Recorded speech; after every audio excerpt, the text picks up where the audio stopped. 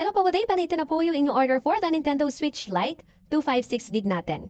So, our SD card, inserted na rin po siya sa inyong Switch unit. So, this order is going to Kupang Buntin Duba.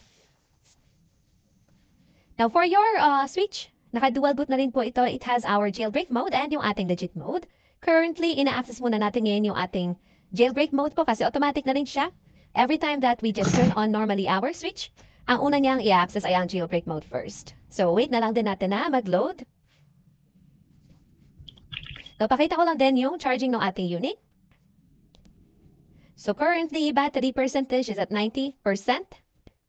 Put lang natin yung authentic charger, Nintendo Switch charger that we have, which is also included with your package. So, side A, charging. And then, side B, also charging. So, let's leave it charging for now. These are the games naman that we were able to install yung mga requested games po ninyo. And then if you're going to check your album folder, andito po ang ating mga homebrew applications. So, turn off lang natin yung Switch and let's access this time yung ating second boot, which is our legit mode. So before we turn on our unit, we just need to wait lang po na mga around 10 to 15 seconds to make sure na yung mod chip natin sa loob is totally naka-turned off din siya. So let's try turning on. Once you see the logo na lumabas, hold down lang po natin agad yung ating volume down button para mapunta naman tayo sa ating Hecate menu selection. And then this time, we can choose our legit mode SysNAND.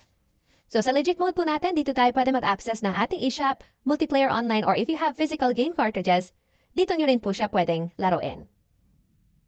Now dahil nasa legit mode naman tayo ngayon, if you are going to check your album folder, hindi na po ninyo makikita dito yung mga homebrew applications. Rather, pag meron na kayong mga nakasave na photos or screenshots, dito po siya lalabas. Papakita ko lang din yung ating buttons.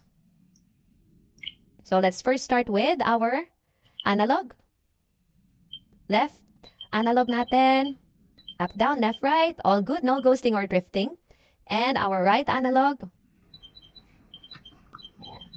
All good. No ghosting or drifting as well.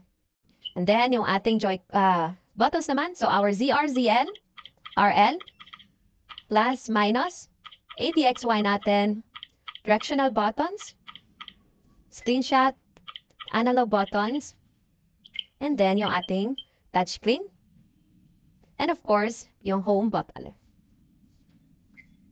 Check. Now, I'll be also sending separate photos of the other inclusions that we have for your package. So, okay na rin po yung inyong order. Bali, ipapack na lang din namin ito and then wait na lang namin yung courier for pickup. Okay. So, we are still charging your unit na rin. Previously, we started charging it at 90%. Now, battery percentage has gone up to 91%. So, wait na lang din po na mag-update yung tracking information sa inyong app. Thank you po and happy gaming!